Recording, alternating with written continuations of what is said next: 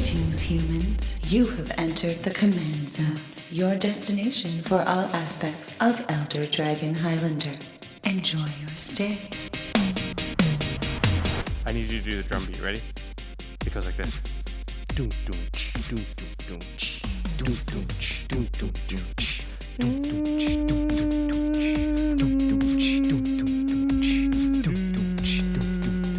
You know it?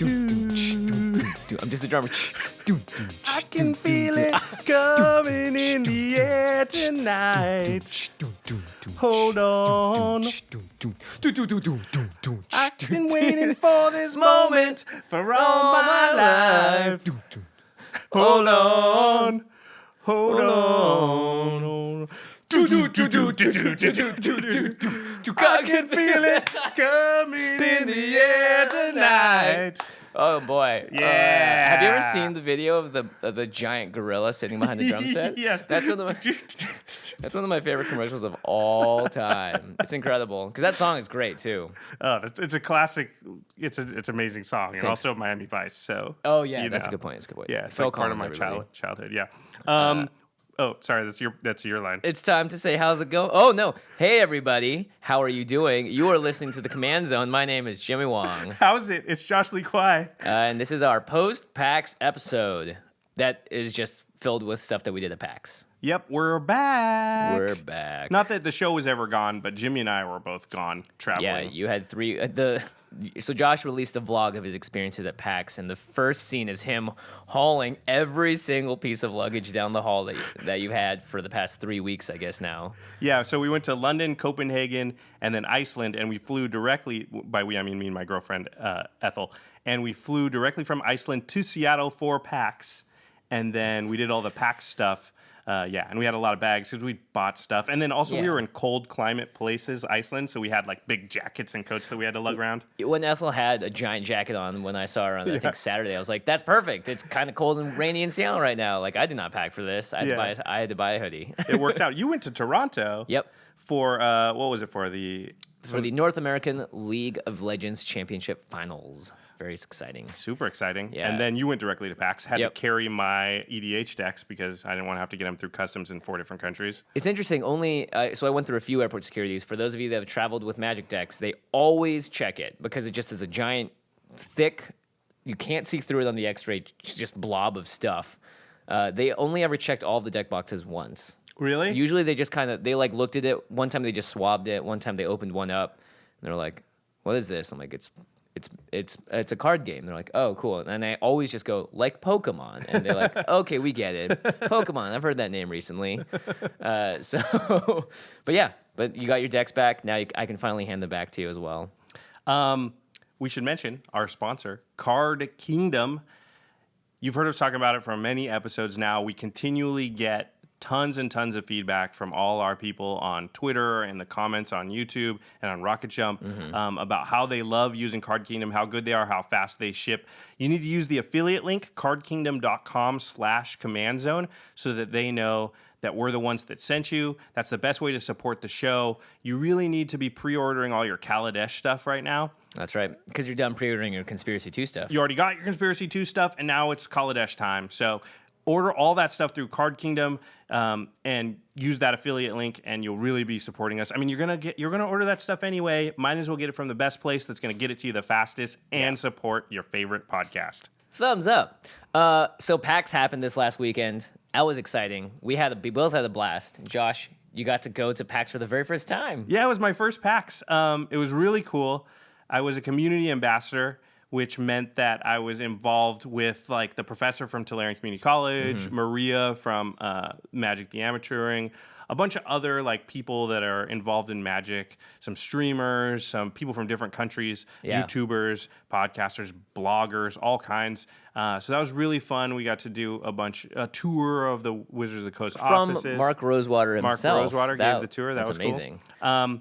But And I did a vlog of that entire experience. I also got to sort of ride your coattails, and my vlog also includes what you were doing, Jimmy, which was even bigger and even cooler.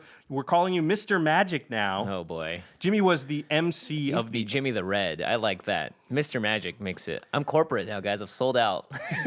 It's all over. I wonder what your Viking name would be now, because, you know, like it's like so and so Dragon Eye or whatever. Oh, it's like right. the Viking. You're like Jimmy Red Belt. Red Magic. Red Magic. I don't know. I don't know what your Viking name would be, but it would be better than what we just said. Yeah, Jimmy was the MC of the opening and closing ceremonies for all of the Kaladesh magic stuff, I guess. Yeah, it was really cool. It was just basically on Friday and Monday, the first and last days of PAX. Magic started off with the show and ended with the show, and we previewed a bunch of cards. And we introduced the first mechanics. Everyone learned about vehicles and fabricate and energy counters. Energy counters, yeah. Oh boy, we're going to spend a lot of time in the future talking about energy counters, that's for sure. So that was a lot of fun, and we both got to hang out all weekend. It was awesome. We played a lot of Magic. We went to Card Kingdom itself. Make sure you just watch Josh's vlog, though. It is a perfect encapsulation of everything. Like, when I watch it, I'm not going to lie, when I watch a vlog, I just don't. I start it, I kind of skip through, and I'm just like, yeah, well, okay, cool, yeah, your life's so interesting, yay. But when I watched yours, Josh, I sat beginning to finish and didn't stop. I just sat there and watched it. I was like, this is a lot of fun. So you did a great job. I'm excited. You guys should all watch it. Yeah, you should definitely check it out. The links will be in the show notes. The Prof is in there a lot. Like I said, Maria's in there. Jimmy's in there a lot. Prof is hilarious in it. Yeah.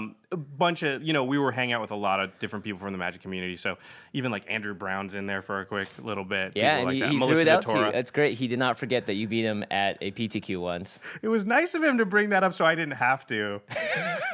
I was really happy about that. He's not going to forget that. I'm sure he remembers everyone that he's played to a certain degree. Yeah, those guys usually do, but For sure. I wasn't sure Andrew even knew my name, but evidently he does, so that's Yeah. cool. So this episode, Speaking of PAX, we got to hang out with we got to have like interview time scheduled with certain employees. So we got to sit down and talk to Mark Rosewater, who's the lead designer for R&D. all of Magic. Yeah. And talk about Kaladesh and a little bit of four-color commander stuff. And we also got to talk to our good friend Gavin Verhey about Kaladesh and the new Archenemy product, which is like the first one in 6 years or something, he said? Yeah, it's been a long time. It's actually still a ways off. It's coming out next year, but he was the... I believe he was the lead designer for Archenemy. So yeah, super exciting. We're going to do both of those interviews. But first, I can feel it coming in the air. We've got our Kaladesh preview card. Oh, yeah. We should have mentioned this at the top of the show to keep people... Burying the lead. Jimmy, that is exactly Jimmy, it's got to be becoming passe for you. You've previewed so many cards. I feel like now... Like it's great the Command Zone gets preview card. I'm not complaining, but this is just like, it's usually like your, I don't know, 15th or 16th card that you're revealing to the world by the time it gets to our show. Yeah. Like That's true. For Eldritch Moon, I previewed 3 cards. Yeah. I think maybe 4, and then if you count the other side of the meld cards too, that might be like that's a lot of extra text. Exactly. Oh boy. If those are separate cards, then it's really like 7 or 8. Yeah. I'm just happy I got to preview Emrakul. That was the coolest by far. What about new Chandra? I mean, New Chandra was great too, but really credit goes to Christine Sprankle for being Chandra on stage. And I'm just biased. I just put all of those under the Jimmy Wong reveal category. But you're right. Other people did some stuff. Christine came out dressed as Chandra with fire all. And, but whatever. That's a Jimmy Wong reveal. We all know that. Well, we do have an exclusive Kaladesh preview card for the Command Zone, which is really exciting. So, do we want to drum roll it? Terry, drum roll, please. I'll let you read it since you're the expert on this card. Sure. This card is Padim, Consul of Innovation. For 3 and a blue, you get a 1/4 legendary creature Vidalcan Artificer at rare. And he says, artifacts you control have hexproof, and at the beginning of your upkeep, if you control the artifact with the highest converted mana cost or tied for the highest converted mana cost, draw a card. And the flavor text, impress me. I love the flavor text, actually. Impress me. Yeah, so Padim is like the judge. Yes, he's like the judge of the science fair. Yeah, and boy, does he have a big head. Well, he's smart. Yeah, He very also smart. has a little flying. Is that a fabricate. What are we calling those flying Uh, things? it looks like a servo-esque token. I'm not sure exactly what. It's like a butterfly made of metal. You know what it looks like? It looks like that metal owl from Clash of the Titans, the original, not the new one. Yeah. I mean, that's it's a really just saying. that movie, by the way, Original. one of the greatest of all time as well. Yeah, I love the flavor, right? He's the judge, and if you have the artifact with the highest converted mana cost, he rewards you by drawing you a card. Yeah, and the artifacts you control have hexproof, so already I think this is very powerful. Craig has a Memnarch deck that I think this would 100% be happy to go into. You have a Muzio deck. Yeah, the Muzio deck, that would actually, this entire set is just like dripping with cards that deck wants to use. Those two decks are going to become so much more powerful. This card definitely slots into those decks. And there's some blue-red artifact-themed decks that exist, maybe some blue-white ones too. My question is this do you see that this card is powerful enough to be its own deck? So that, is it powerful enough that it would be the lead singer, Padim would be, and maybe Muzio and Memnarch would be in the deck? Or is it just not, is it just an in the 99 type power level? He feels way more utility, just because it's, I mean, if you're in mono blue, you're going to find more ways to draw cards than once each upkeep, and you have to have an artifact. Because you're already, in any monocolor deck, already going to have a ton of artifacts to help you ramp out, because you don't have the other colors to help you out there. Your artifacts getting hexproof is good, but I don't know that it's... Doesn't give himself hexproof, notably. Yeah. The interesting thing about this card, I think, is I don't know how many decks even really want him necessarily, unless you have I think it's very meta dependent. So in we've had people destroying artifacts all the time, but usually it happens because of something like Shatterstorm, which blows them all up at the same time. Vandal Blast. Vandal Blast, sorry, not Shatterstorm. Shatterstorm also does it. Yeah, so it's kind of like people want to get the most out of blowing up stuff. Padim is interesting. Or I think, like Hercule's Recall, or right. Cyclonic Rift, or Planar Outburst, cards that just destroy everything. Yeah, you're right. There's not a ton of... you get Utter Ends sometimes, and Anguish Unmakings that'll do it, but I'd say, 7 times out of 10, what's destroying your artifact, it doesn't care if it's hexproof or not. Yeah, I think your deck needs to really, like, if Blightsteel Colossus is your win condition, then Padim gets that much better. Yeah, hexproof and indestructible is pretty good. I mean, I think it gets there. And I know a lot, my Muzio deck, that is one of the win conditions, so, 100% this card's going in there. So, I don't know, he seems very utility. I'm sure that in the instances, right, he's one of those cards where when you play it, the impact, if your deck is going to really use the hexproof bit, people will go, oh no, because all of a sudden now they can't do the thing that they wanted to do. Right. Padim is there, and he's drawing you cards on top of that. So I think the drawing cards is, if it happens, awesome. If it doesn't, no big deal, because you really care about the hexproof thing more than anything else. Yeah, I agree.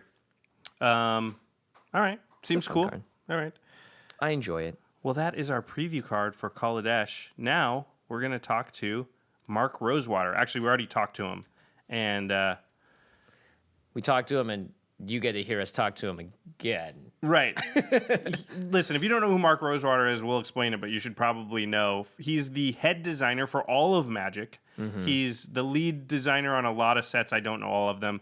I'd say Mark is probably like the second most important person to the game of Magic ever after Richard Garfield. I think that's pretty safe to say. Yeah, I think the entity of R&D itself is the second most important thing after Richard Garfield, and Mark Rosewater is the head, he is the face of R&D. He's been the custodian of Magic for a very long time. Now, other people have designed some of the sets in there, and it's not just him, but as far as handprints on the game, I'd say Mark is only behind the guy that invented the game. I think between Mark and Aaron Forsyth, who's also a major part of R&D, they are essentially the ones, the custodians, the guardians of what Magic is. So it was really awesome to be able to sit down and talk to him about Kaladesh, which he considers, as you'll find out, one of his top sets he's ever designed. Mark Rosewater. Hello. How's it going, Mark? Going good. Yeah. So we've gotten to hang out a lot this weekend, which is always a blast. And this is going to be coming out after PAX, of course. So what a great weekend it was. It was an awesome weekend. The weekend note. Success. Yeah, every day was great. I feel that's very safe to say. Yeah. Well, so far it's been going amazing. So unless a comet hits the Earth or something, I think we're in good shape. Unless Chandra comes back and just burns us to dust. Yeah, definitely. I'm excited. I mean, clearly you're very excited to talk about Kaladesh. It's been in the 16 months, you said, you've been working since I handed it off. Wow. I've been working on it for 3 years or whatever. I mean, I started a long time ago. Yeah. I mean, we have a long process. I don't think people even really understand how long our process is. Yeah, this is something we try to explain occasionally on the show, but yeah, what is the timeline?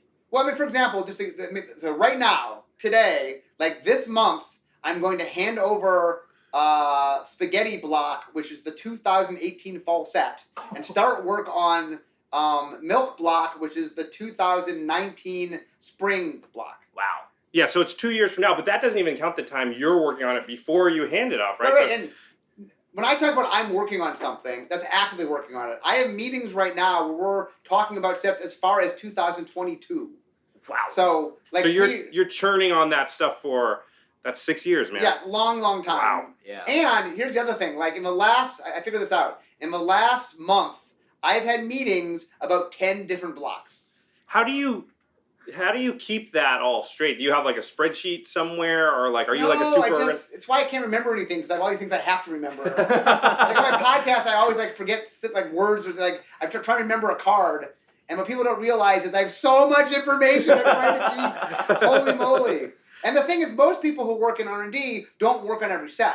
So like a lot of people like, oh, they work on this set and then that's, and so they're very familiar about certain sets, and then there's a kind of like, yeah, they play test or something, but they don't really know the sets. But I'm in charge of the whole thing, so like I have to know every block. Right. Like I have to make sure it all clicks together. So like I can't not pay attention.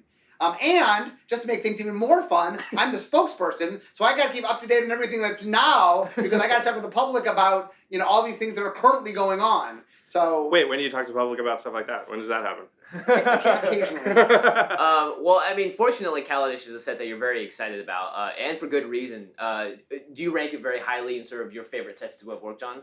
Yes, it is in contention for the best set I've ever done. I've not yet given the number one slot, and Innistrad's currently the number one slot. But it's in contention. At least I need to see how it plays out. I need to see what the public thinks of it. But I mean, like, it's in contention. It is an awesome set. It's really good. What are the factors that go into you putting it in the pantheon of the great sets that you've worked on? To me, like for example, Kaladesh is my 20th lead, for example. So I've made 20 sets, some with other people. Like I co-led this with Sean Main, so like not all of them were solo endeavors. But it has to do with a couple things. One is I'm very holistic. So like the end result, like as a whole, how does it feel? Like the cool thing about Kaladesh is it's not the pieces. The metaphor I've been using is cooking. So like I feel like I made an amazing recipe. And are there eggs in it? Yeah. I've used eggs before. Is there some flour? Yeah, there's some flour in it. Are there one or two new ingredients? Yeah, there's a couple new ingredients. But like, it's not the ingredients. People get so focused on like the artifact theme or like components of it. I'm like, no. Those are just ingredients in the dish. What I'm proud of is when someone tastes the dish, they go, ooh, that's really good. That's what I'm looking for. It's like the net result of the whole thing. And like, I don't think when people look at like a dish, they go, well, let me isolate the components of it. Well, and very rarely do you eat a food where it has anything you haven't tasted before, but very often you're like, ginger. I never would have put ginger in there. And that's really what makes this something I've never tasted before. Right, and Kaladesh to me is that thing where it's not that it's not magic. I mean, it's clearly magic, and it like, obviously when you play it, like, look, this is magic, but it has a feel to it. It's just like, oh, right, I wouldn't have put some ginger in that. Wow, like, it really has that sense to it that's very unique. Innistrad did that, the sets to me that are my pinnacle sets are like, I did something we hadn't done before that as a cohesive whole, it's just like, wow, this is an amazing thing as a holistic thing. And part of it is not just even me. I mean, it's not just like my design, my team's design. It has to do with how it's developed, how the creative, like all the pieces come together. Like my best stuff is not just my best stuff. It is, hey, everybody was on their A game. And look, I think Magic does amazing things. But every once in a while, like we just knock it out of the park. It's just like, it's just amazing. To me, Kaladesh is one of those sets. It's just, on every vector, it's just like amazing. Oh, man. You should talk about Magic more, because I so want to play it so bad now. That's part of my goal. Yeah, it's working. Do you want to talk about Chandra? Yeah, so we saw the premiere of another 4-ability Planeswalker on Monday at the closing ceremonies.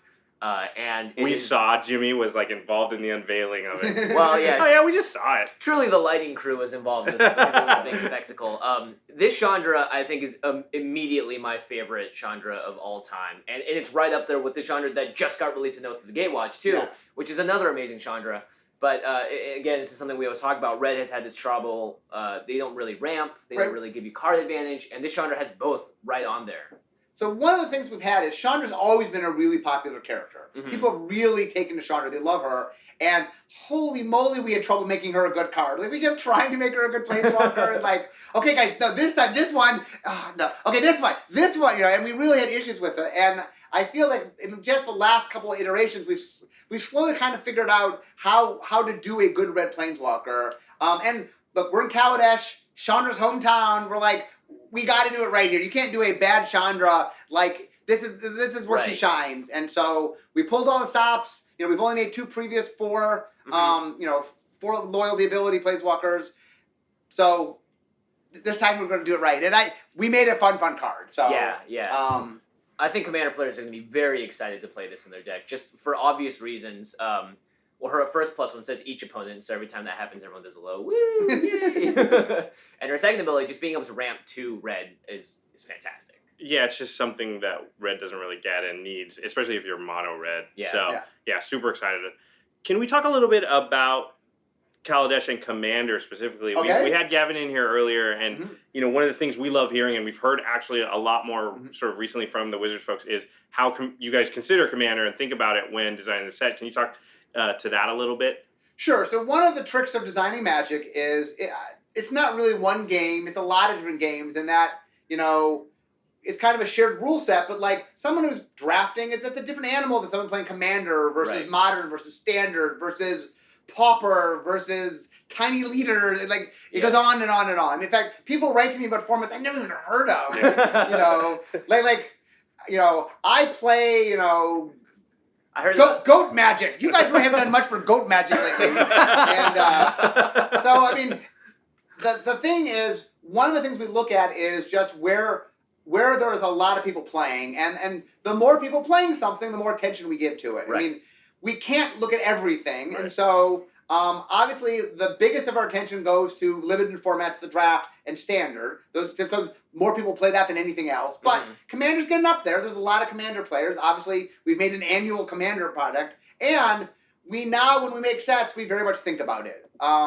One of the things I stress is not every legendary creature necessarily is made specifically for Commander, because there's other audiences that like legendary creatures, but we think about it, and we think about, when we talk about multiplayer play, how we template things, we very much are much more conscious than we used to be. And R&D has a lot of fans of Commander that themselves play a lot of Commander. I'm not one of those people, but I love the format, I love that it exists, and I love that people like it, and my job is to make sure that we make cards for those players. Like, part of being a good designer is not making cards for what you like about the game, but making cards what everybody likes about the game. Right. And that we spend a lot of time and energy figuring out, okay, what do Commander players want? What can we make? Is there a way to take a card and tweak it a little bit so it makes more sense in Commander? We spent a lot of time in the last year or two thinking about red.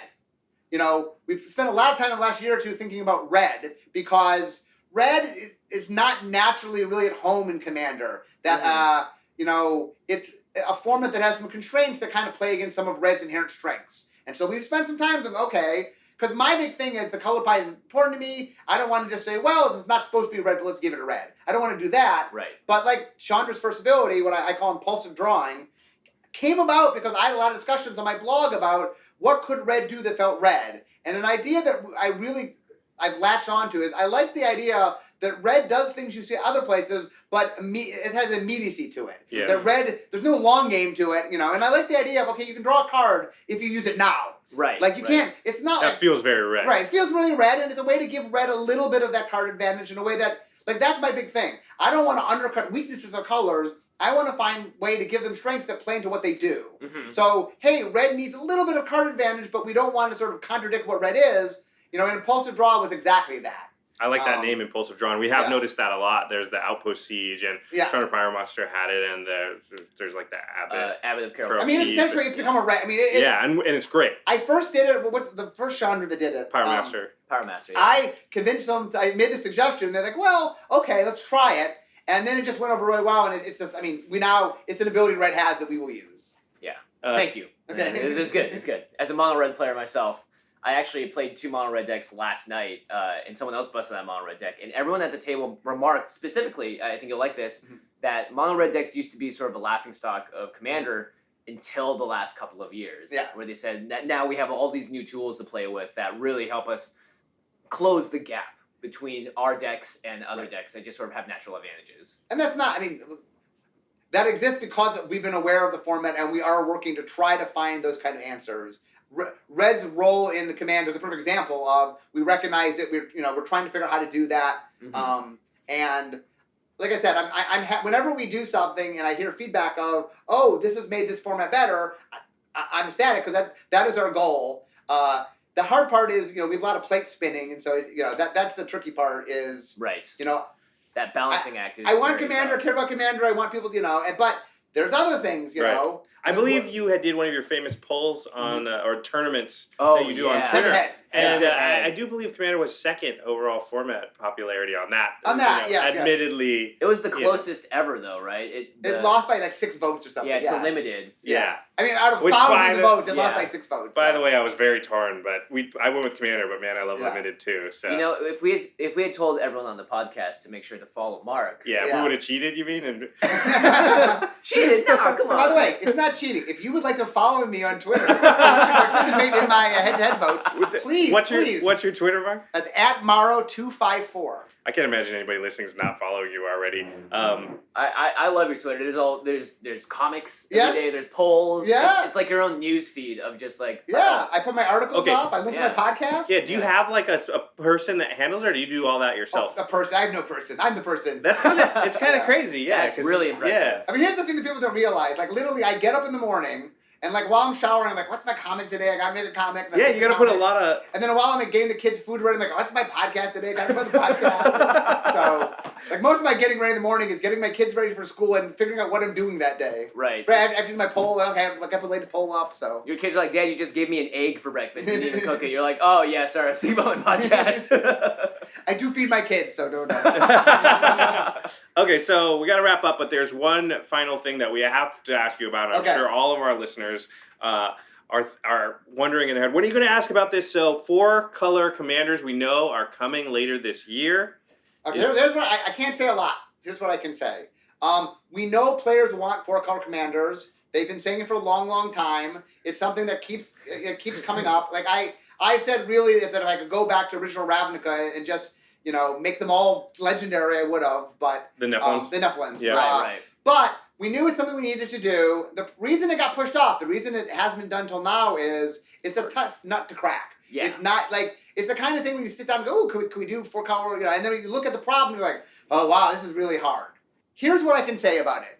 So Ethan Fleischer came up with solved it. We found a way to do it. He found the magic bullet. He found the magic bullet, which is such an awesome idea. Like it is so cool that it's what I call a paperclip moment. Where like the first time you ever see a paperclip, you're like, well, how else could you attach papers together? That it's such a beautiful thing that you're like there's no other way to do it than this. But people someone had to make the paperclip, and Ethan had a paperclip moment. Ethan cracked this problem. It is, from a design standpoint, it is such a beautiful solution that I'm excited for people to see it because it is so elegant, and it's like people will see it and go, how did no one come up with this before? And so it is really cool. Like it's a tough nut to crack. For years and years, like, how are we going to do it? We knew one day we had to do it. We finally cracked the nut. We came up with a really cool, elegant solution that you guys, if you Commander players do not love this, I will be shocked.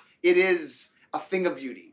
Well, I mean, there's a reason. So Ethan was the lead designer, and he was also the winner of the Great Designer Search in 2010. Yeah, the second Great Designer Search. So for good reason. Yes, Ethan is a great designer, truly, and he did a wonderful job with this with Commander. And I can't tell you specifics, but I can say that it is something like, just as a designer, like wow. Like I remember when I saw it, I literally like, wow. I was like, Ethan, that is amazing. That's awesome. Well, I feel like we're wrapping up one of the best years in Magic's history for me. Like, I mean, by the end of this year, I don't know how it can't be. It's been crazy. Yeah. Well, I will say this as someone who's working in 2018 right now. maybe the future's bright. 2007. I'm quite excited for 2017, and 2018 has something that, like, if I can't make you crack a smile, there's good stuff coming. There's Mark, you'll always make us crack a smile. So. All right, Mark. Really appreciate you taking the time to come on the show. Again, you can find him on Twitter at Maro254, or on Tumblr. You can see me at Blogatog is my blog when you come on. But anyway, join me on social media. You can vote on if you do Twitter. We should also say, since clearly you listen to podcasts, you should check out Mark's podcast if you don't already. It's called the Drive to Work. Drive to Work. It's on iTunes, and I post it through any of my social media on Fridays, and then on the following Monday, it's always in my column online. And it's a half-hour podcast. I literally am driving to work as I record it. People think like it's a gimmick. Like no. I'm actually driving. How do you make that traffic noise? Traffic. He has a whole sound design team. Don't listen to him. Yeah. I mean, we reference your articles all the time when we talk about the color pie and all that. So if you guys really want a great, deeper look into Magic and the history of Magic, Drive to Work's an awesome way to. And my column, Remaking Magic. Yeah, there you go. I do not know how you have time to do all this stuff, honestly. All right, thanks again, Mark. Oh, you're welcome. Thanks. And we should say that Commander 2016, with the 4-color commanders that Mark was just talking about, releases on November 11th. So not too far off after Kaladesh comes out. This year has been pretty insane for sets. It's been nuts. I mean, I'm speechless too. I came back on Journey into Nyx, and since then, it's been a non-stop roller coaster of sets. Modern Masters 2 was the first big sort of exclusive set that came out after that, and then this year has just been EMA, Conspiracy 2, oh my gosh. All the regular sets. All the regular sets on top of that. Yeah, there's been so much stuff that's happening, my brain is hurting from it's having to almost remember all too the cards. much. It's almost too much. And I like that Wizards is pushing the boundary and just trying to see where the sweet spot is. I think the sweet spot is probably one less set at least than it was, or maybe not all in the summer like that. But, you know, I know some people have been critical of them, but how do they know if they don't try it, right? So yeah, if they see that sales go down slightly because of too many sets, they'll be like, sweet, now we know that we need to do X number of sets. And that Conspiracy 2 did so well that we have to print more and more and more. That's one of my worries, is that there's not a good spot for Conspiracy, so I don't want it to look like it didn't do well, even though it's just so sandwiched in between so many other things that there might not be. Like, here we are. I've only drafted Conspiracy a couple of times. We're already talking about Kaladesh. We're going to be doing a Kaladesh set review in the next couple of weeks. We didn't even have time to do a Conspiracy set review. I know, it's which just is coming up. on top of each other. So, yeah, I do think ton of sets. It's good and it's bad. But Commander 2016 is one we're going to make a lot of time for, because 4-color Commanders is going to be sweet. So, again, November 11th. Yeah, and it's gotten the same kind of energy and excitement from Glenn that Kaladesh has had for a lot of Wizards employees, which is like, there's something cool and special going on here. So I'm looking forward to it. Hopefully we get a spoiler for one of the actual commanders. I hope so. For something cool. We're always happy to get any preview cards. So absolutely. And now we're going to talk with our good buddy, Gavin Verhey. And he was on the development team for Kaladesh and was the lead designer for Archenemy Nicol Bolas. Now, that's coming out on June 16th of next year, so we're way out ahead of it. But it's fun to hear Gavin tell us what he can about it now. And it's a multiplayer format, so it's totally playable in Commander. So yeah, let's go. I believe you were actually the first Wizards of the Coast employee that we ever had on our show. Do you remember that? Yeah, absolutely. I remember it because I had met you guys not that much earlier. I met Jimmy at VidCon, and we started talking and hanging out. And now look at the grandiose adventures you guys get to go on coming to PAX. And I'm glad I'm your first. It just took 2 short years, and now Josh and I are both at PAX. Backstage at WotC representatives. Yeah, we're in the green room. Well, Jimmy, you're like the face of the Kaladesh reveal. Actually, you were the face of Eldritch Moon, too. You're the face of everything. As my friend appropriately called me, he's like, Jimmy, in the 2 years you started playing Magic, you became Mr. Magic. I was like, no, I don't want that name. Mr. Magic, Jimmy Wong. You're Mr. Magic in my heart, man. Oh, sweet. That's good. Excellent. Well, I mean, everyone I meet at Wizards is Mr. and Mrs. Magic to me. So it's been a great weekend so far. We've talked a lot about Kaladesh with everyone I've seen. All these cards are being previewed left and right. And a lot of our listeners have already sent us individual emails, for one. Wow. Someone just said, Rashmi, are you guys excited? And that was like it. Just because there's so many sweet new legendary creatures in the set, the flavor is out of this world. I think The mechanics, vehicles. So stoked. Gavin, do you want to talk really quick about what your role was on Kaladesh? Absolutely. So I was on the development team for Kaladesh. So inside R&D, we kind of have more or less 2 phases. There's actually more than this, but basically a design phase and a development phase. The design phase comes up with the initial ideas, a lot of the initial concepts, initial mechanics, and then the development team tweaks them, refines them, and makes sure that the set is balanced and fun to play and draft constructed and so on. And so I was on the development team for Kaladesh and also on the design team for Aether Revolt. So there was a good 9-month to a year period where I was just submerged completely in Kaladesh. That's awesome. And this is I believe this is the first time that we're fully in the 2-block structure for standard as well. Yeah, because Magic Origins and Dragons of Tarkir will rotate out, and then the format will be Battle for Zendikar block, Shouts over Innistrad block, and Kaladesh block, and we're in this whole new world. Did that change?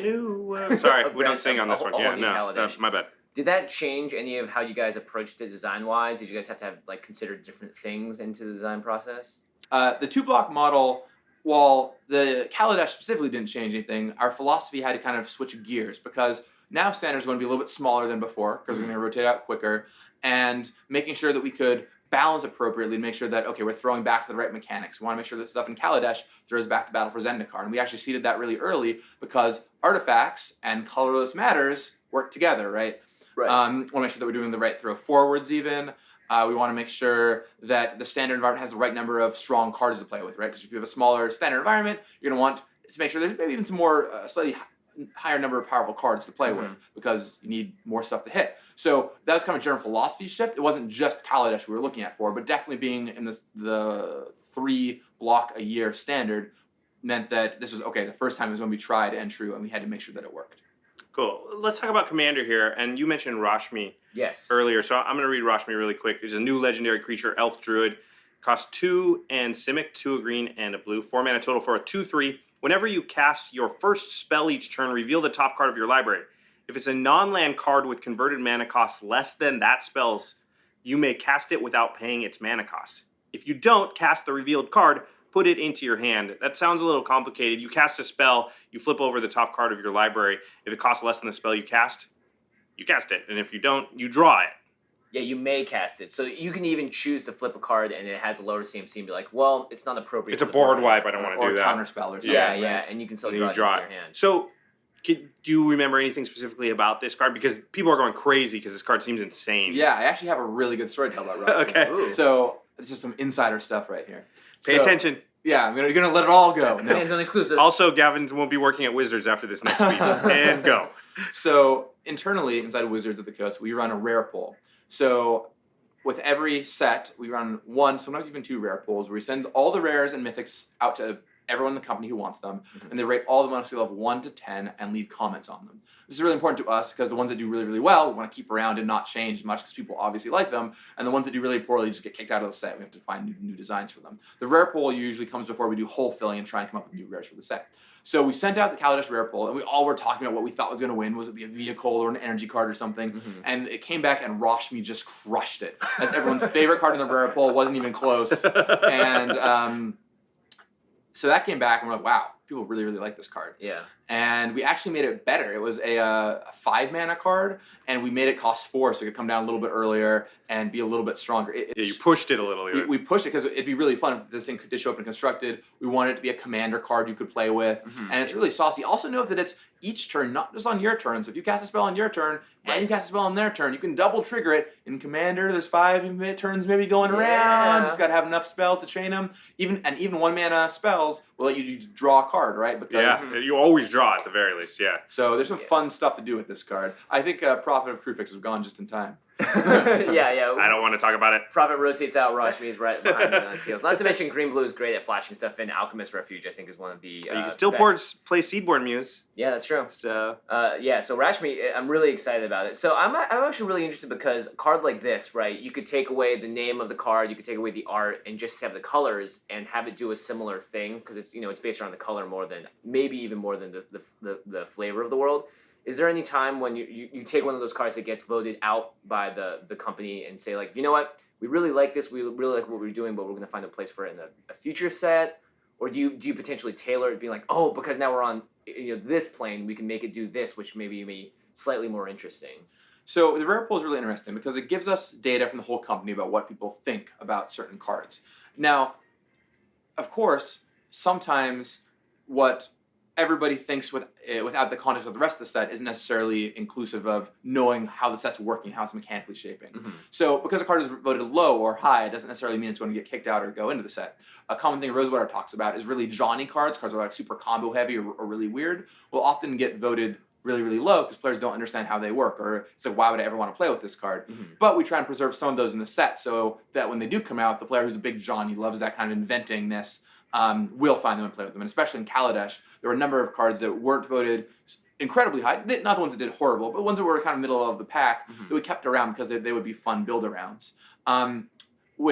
Sometimes we do take cards and put them in future sets, but if a card gets voted something low, and we don't have a strong reason for putting it somewhere, it kind of means that, hey, people didn't really like this card in the first place, right? Where if a card gets voted high and has to get kicked out of a set, well, then we definitely want to find a home for it somewhere because players are probably still going to love it in the new environment. Right. Now, let's talk about vehicles really quickly, because outside of, obviously, I think being an awesome limited, I don't know how it's going to work in limited, but I feel like it's going to be really fun and possibly standard. I'm really interested to see what you guys wanted to accomplish with vehicles in the way that, I mean, what's sort of the big picture goals of making vehicles for you guys? So whenever we introduce a new card type, there's a challenge because we want it to both be fun to play with and actually show up in people's decks without it being broken and really too powerful. Right. And when we introduced equipment, or planeswalkers, for example, you can see some of the big stretches we had there. Equipment in Mirrodin, Loxodon and Warhammer was an uncommon. The equipment was super, super strong because R&D at the time didn't appreciate how strong it could be. Right. Planeswalkers came out in Lorwyn,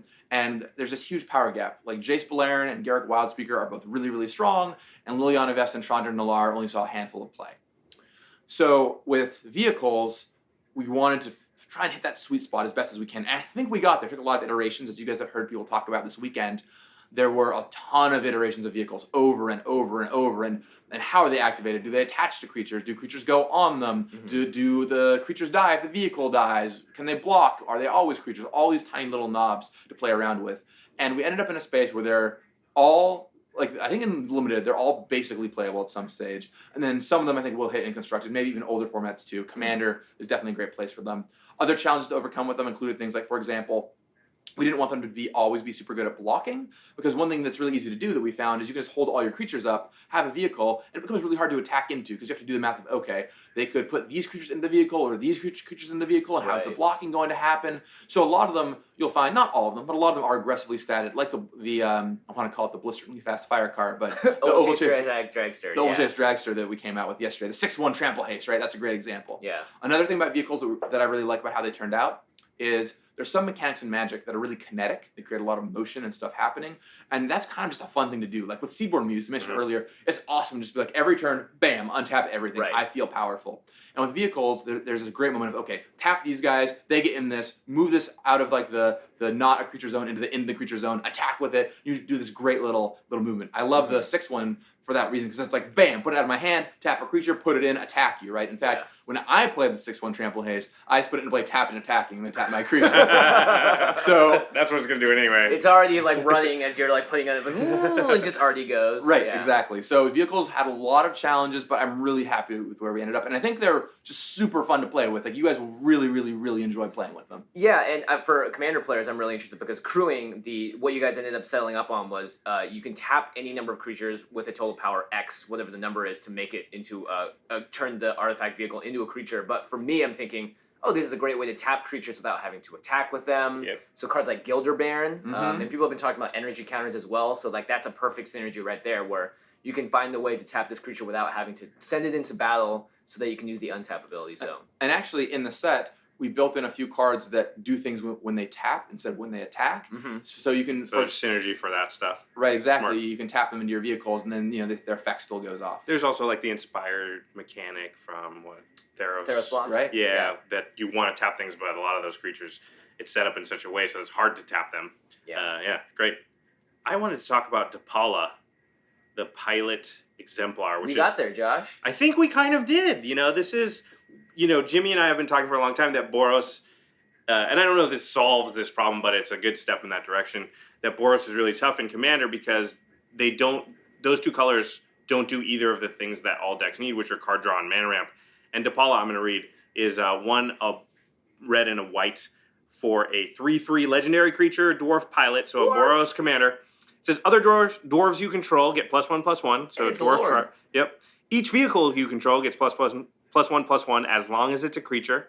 And then whenever Depala becomes tapped, so again, that same synergy, you may pay X. If you do, reveal the top X cards of your library. Put all dwarf and vehicle cards from among them into your hand, then put the rest on the bottom of your library in any order. So Depala is card draw.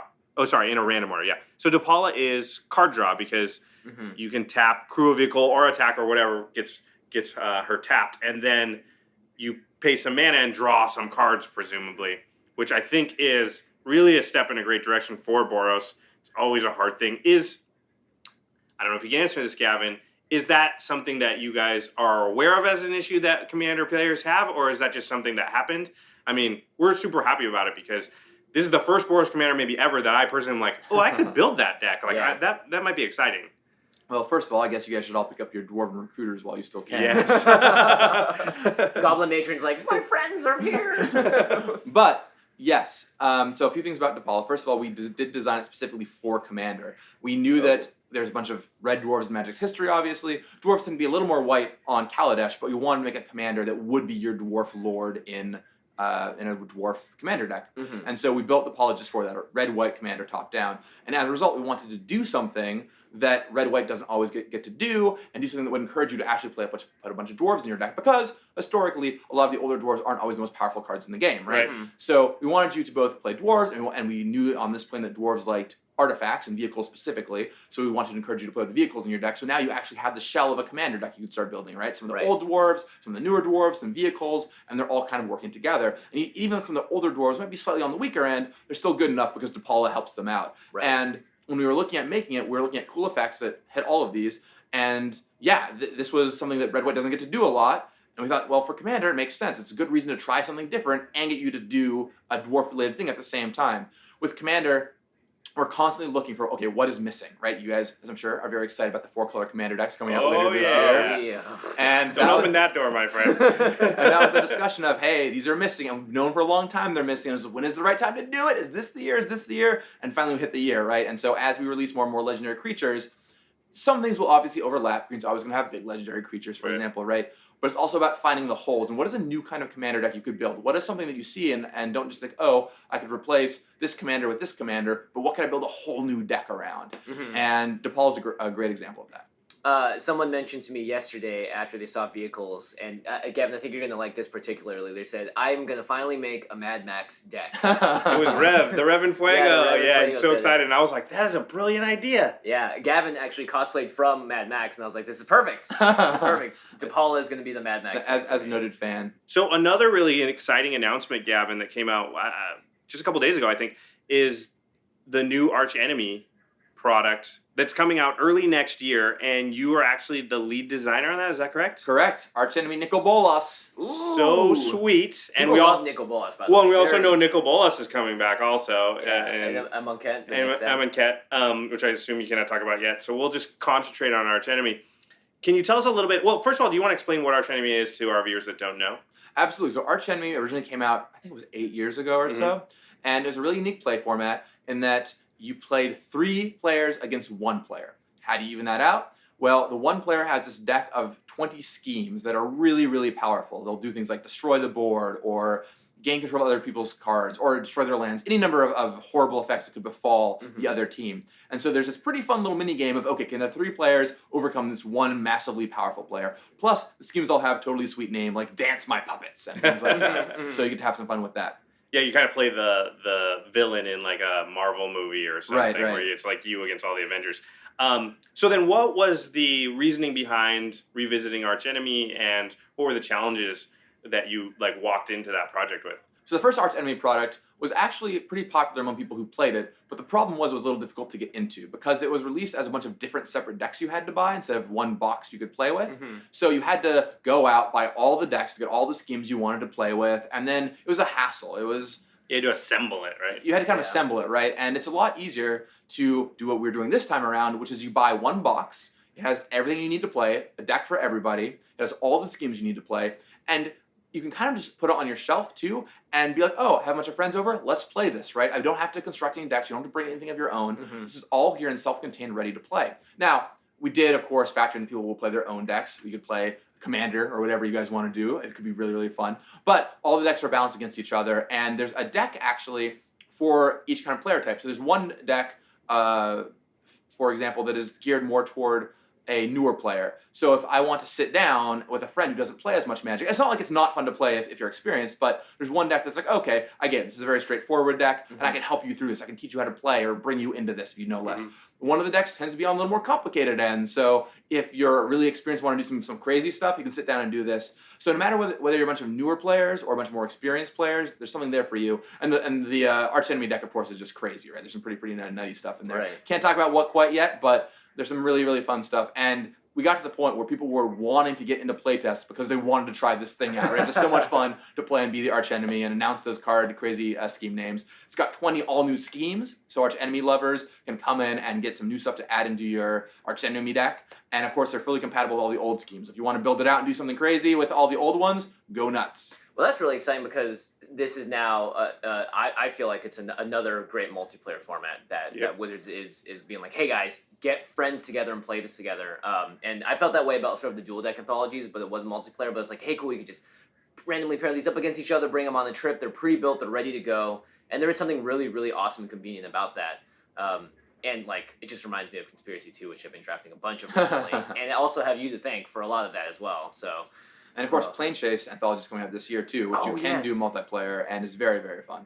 Yeah, I'm a big fan of the anthologies, especially as a player that came back to the game around Journey into Nyx. I missed a lot of those sets, so it's nice to be able to, with the Commander anthologies coming out as well. So.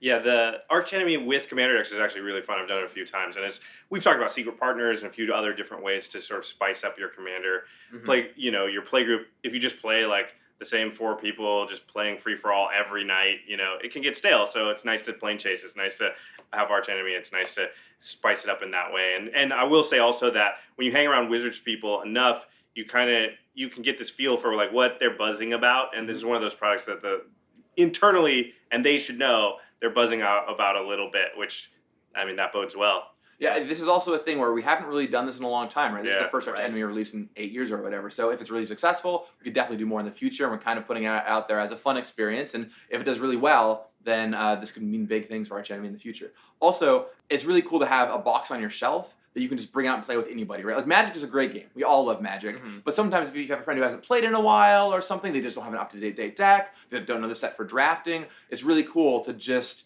pull this out and be like, hey, you need to bring nothing. Let's just sit down on Saturday night and play some Archenemy against each other and have a blast. Do you think it's a good way to teach someone with a straightforward deck that is very, sort of not just fairly new, but really new to the game?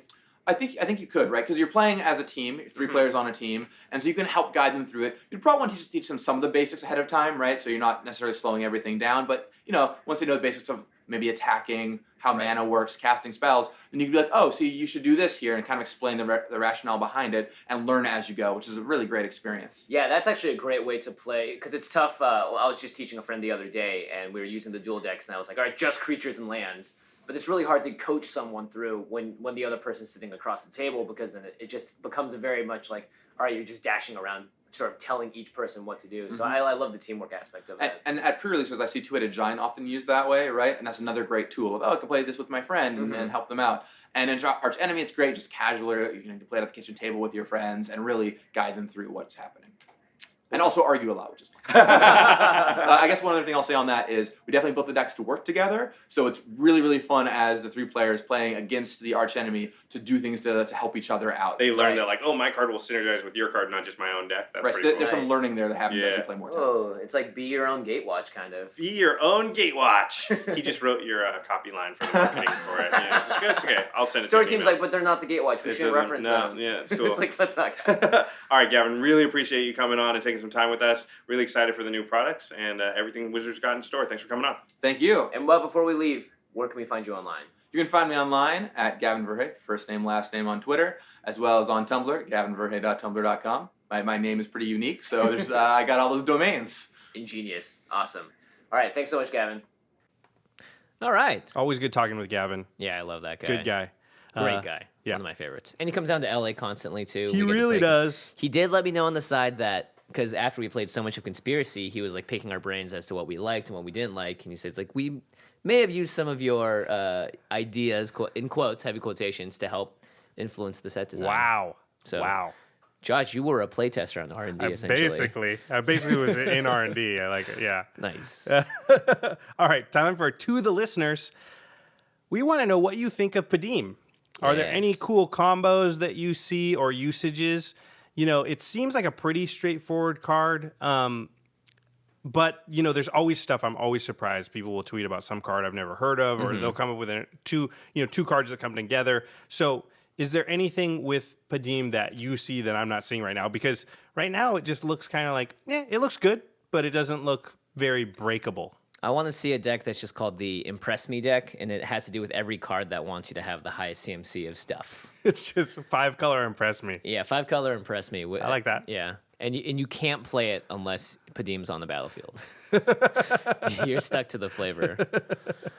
Just to let you guys know, we are again sponsored by the wonderful Card Kingdom. Make sure you guys go to cardkingdom.com/CommandZone if you want to support the show. Using that link basically just shows them, hey, this person came here using this link. They bought these cards. This is what they liked. And cool, like we know that X number of people this month came from the Command Zone, and this number came on Tuesday because that's when their episode releases. So we got to see that, wow, this is a great, working partnership we have with them, and it helps us out, helps them out. Altogether, it's a nice synergistic relationship. And you still get all the Kaladesh cards that you want. Works for everybody. Yep, and if you guys don't know, it's Card Kingdom. They'll get you your order incredibly quickly, customer service through the roof. One of our listeners tweeted us a picture. They asked for a Black Lotus to be included with their order, and they sent them a token, and someone drew all over the token to make it look like a Black Lotus. Yeah, that was Jake Travers. Yeah, that was awesome. Waffle Cone, Power 9. So we'll show that in the video, so make sure you guys check that out if you're watching the video version of this. All right, time for the end step where we talk about something cool outside the world of magic. I've got something cool. Yeah? It's Iceland. Ooh. So we went on that long trip, 3 different countries, London, Copenhagen. Sorry, London and Copenhagen are not countries. The UK, Denmark, and Iceland. Iceland, far and away my favorite. Wow. I very much enjoyed London and Copenhagen, but Iceland is otherworldly in its beauty. I think I might have to go back there at least 3 more times in my lifetime. That's how much I liked it. Whoa! Well, it we did was this, your girlfriend's second time there, right? Yeah, but we did the southern part of the island. There's also a northern part, and then we did it in the summer. So I'm also going to need to do it in the early winter to see when it's all frosted over with snow. You can't go. Oh, cool. You don't really want to go in the middle of winter because they do that thing where they have 24 hours of darkness or whatever. Ooh, yeah. So, but you do get to see a lot of northern lights during that time. Anyway, that's how beautiful it is. Also, my drone video, I lugged my drone around through London where I wasn't allowed to fly it, through Copenhagen and Denmark where I'm not allowed to fly it, all the way just to get it to Iceland where I was allowed to fly it. And the drone footage is unbelievable. It's the best thing I've ever shot. You have to watch it. Like, it'll blow your mind. It's crazy. Like, where can we find it?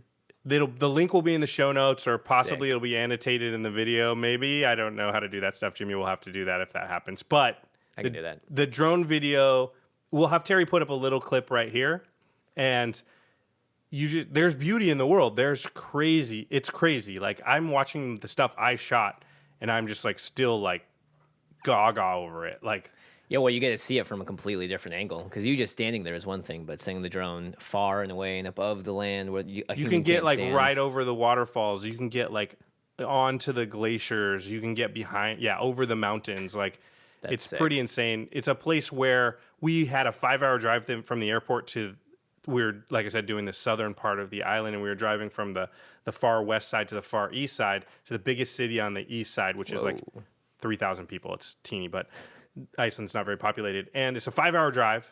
It took us 11 hours because I was just stopping the car constantly because I was like, hold on, I got to pull over and take a picture of that. Yeah. I got to fly my drone right there. Like, we couldn't make it more than 10 minutes without stopping, so it just took forever. That's the kind of place that it is. So put Iceland on your bucket list if it's not there already. It's on there now. Can't wait. Someday I'll go. Who knows when. So, Segway Man is failing me here. I was like, my brain's like, how does that lead to Masters of Modern podcast? It doesn't. it just did. Our sister podcast at the MMcast on Twitter. Alex Kessler and Ben Bateman talk about Modern and all things competitive Magic. They just had their 100th live stream episode. Congratulations, gentlemen. Guys, you did Congratulations. it. That's awesome. They counted down the top 100 cards in Modern. Whoa. How long at the time of this recording, they haven't actually done it yet. It'll be on Saturday and this is Thursday. But at the time you're listening to it, they will have already done it. I want a prediction, Jimmy, on how long you think start to finish it takes that stream to count down 100 cards. It takes us an hour to count down 10 on this show sometimes. But we have 10 each. They have 100 so total. I would say I'm going to give them 4 hours. 4-hour podcast to count it all down. And at number 1, Jace the Mind Sculptor. That's the number 1 most powerful card in Modern. Or number 1. Sorry, I don't know if it's most powerful. It's just top 100 cards in Modern. But it can include cards that were previously banned. I mean, for a specific reason. I think it's that or like Stoneforge Mystic. Do you think they'll do a card that's currently banned? Yeah, that's a good point. Maybe it's Lightning Bolt. It might be Lightning Bolt. I'm a big fan of Lightning Bolt, obviously. I bet it's Lightning Bolt because it's sort of Path. It's format defining. I think Lightning Bolt more so because you can take that into account, whereas Path is like, well, if they have Path, right? Unless you're just going to play all hexproof creatures. But Modern does make it so that creatures with 3 toughness or less are way less likely to be played than, depending on the cast cost. Anyway, I don't know a lot about Modern, but Alex and Ben do. Yeah, and our editor for the show is Terry Robertson. Make sure you guys check out the video versions of these podcasts where you can see Josh's drone footage. You can see stuff from the vlog as well. The entire vlog is on our YouTube channel. It's youtube.com/The Command Zone Podcast. So you guys make sure you check that out. And big thanks to Geoffrey Palmer, who makes the living card animations that play at the beginning of our episodes with that awesome intro. You can find him at Living Cards MTG on Twitter. I can feel it coming in the air tonight. Hold on. Hold on. All right, everybody. Thanks for listening. Bye. Peace.